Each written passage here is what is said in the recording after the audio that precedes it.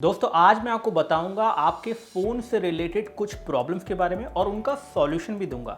यहाँ पे 5 common problem मैं डिस्कस करने वाला हूँ एक एक करके। तो चलिए शुरुआत करते हैं और बात करते हैं पहली प्रॉब्लम के बारे में।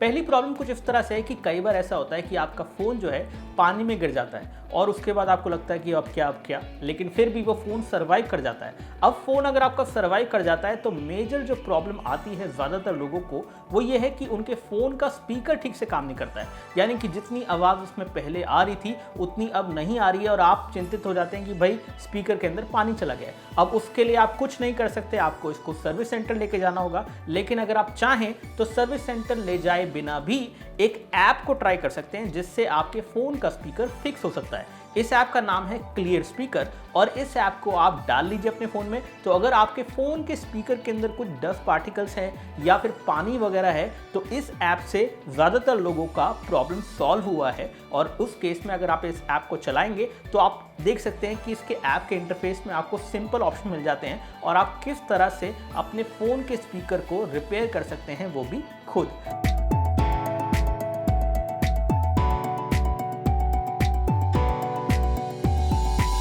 अब आप अपना फ़ोन यूज़ करते हैं तो ऐसा होता है कि धीरे धीरे जो आपके फ़ोन के अंदर आवाज़ है वो कम आती है, यानी कि आप किसी पे फ़ोन पे बात कर रहे हैं और उस केस में आप कहते हैं कि भाई आपकी आवाज़ नहीं आ रही, आपकी आवाज़ नहीं आ रही। अब एक आध बार ऐसा हो तो यानी कि सिग्नल का प्रॉब्लम है, लेकिन अगर हर कॉल में ऐसा हो रहा है तो यानी कि आपका जो फ़ोन का ईयर पीस है, जो ईयरफोन का स्पीकर होता है, उस स्पीकर में कुछ प्रॉब्लम है और उसको भी आप फिक्स कर सकते हैं। इसके लिए आप एक दूसरी ऐप को इंस्टॉल करना होगा जिसका नाम है ईयरपीस। अब ईयरपीस नाम की इस ऐप को आप अपने फ़ोन में इंस्टॉल कीजिए।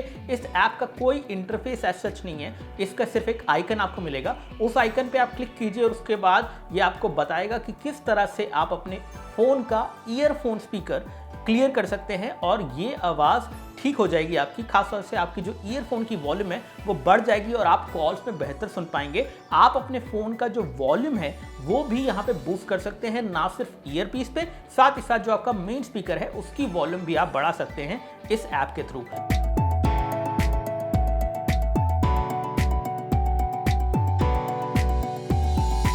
दोस्तों अगली प्रॉब्लम है फिंगरप्रिंट सेंसर से रिलेटेड। बहुत सारे लोगों के साथ ऐसा देखा गया है कि वो अपना फ़ोन यूज़ करते हैं और समय के साथ बोलते हैं कि यार फिंगरप्रिंट स्कैनर जो है पहले इतना फास्ट होता था, फ़ोन फटाफट अनलॉक होता था, लेकिन अब फटाफट अनलॉक नहीं होता है। तो क्या उसका रीज़न है? क्या फिंगरप्रिंट स्कैनर धीरे धीरे ख़राब हो जाता है? ऐसा कुछ नहीं है। एक्चुअली में अगर आप चाहें तो इस चीज़ को खुद ही ठीक कर सकते हैं। तो होता यह है कि अगर आप अपने फ़ोन के ऊपर एक फिंगर से अनलॉक करते हैं तो उस फिंगर को आप मल्टीपल टाइम्स अगर रजिस्टर कर लें, क्योंकि आपके फ़ोन के अंदर जो फिंगरप्रिंट स्कैनर है वो आपको अलाउ करता है कि आप मल्टीपल फिंगर्स को रजिस्टर करें। तो अगर आप एक ही फिंगर को बार बार अलग अलग तरीके से रजिस्टर कर लें तो आपका फिंगरप्रिंट स्कैनर एक्यूरेट हो जाएगा और उसी फिंगर से आपका फ़ोन और भी ज़्यादा फास्ट खुलेगा कंपेयर टू पहले जब आपने उस फिंगर को सिर्फ एक बार रजिस्टर किया था। और ये ट्रिक भी काफ़ी हद तक काम कर जाती है बहुत से लोगों के लिए।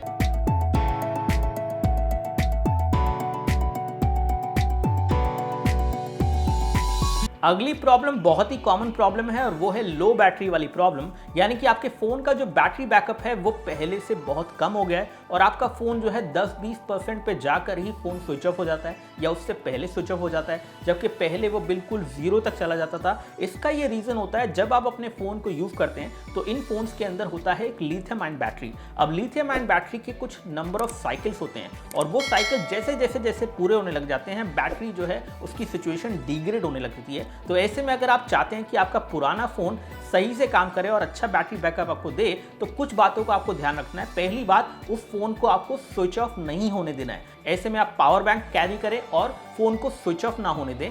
साथ ही साथ ओवर चार्जिंग से बचें। अगर आपका पुराना फ़ोन है तो उसके अंदर ओवर चार्जिंग की वजह से भी बैटरी की सिचुएशन और डिग्रेड हो जाती है। तो अगर आप उसको चार्ज करते समय एक ऐसी एप्लीकेशन डालें जिसके अंदर आपको ओवरचार्ज रिमाइंडर मिल जाता है, यानी कि आपका फ़ोन जब 100% हो जाता है तो उसके बाद वो बीप बजेगी और आप उसको चार्जिंग से हटा देंगे तो उससे भी आपके फ़ोन की बैटरी बेहतर हो जाएगी, क्योंकि ओवर हीटिंग नहीं होगी आपके फ़ोन में, जो कि बहुत से पुराने फ़ोन्स में अभी होती है।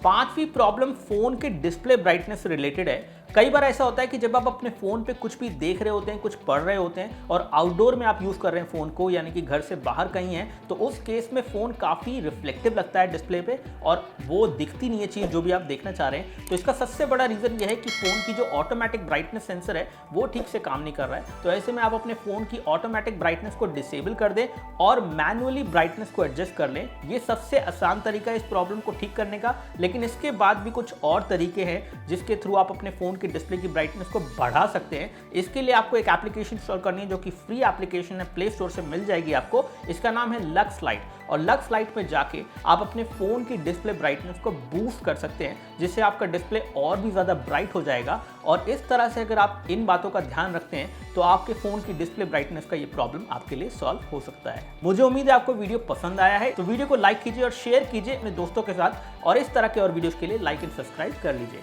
बहुत बहुत शुक्रिया। जय हिंद, वंदे मातरम।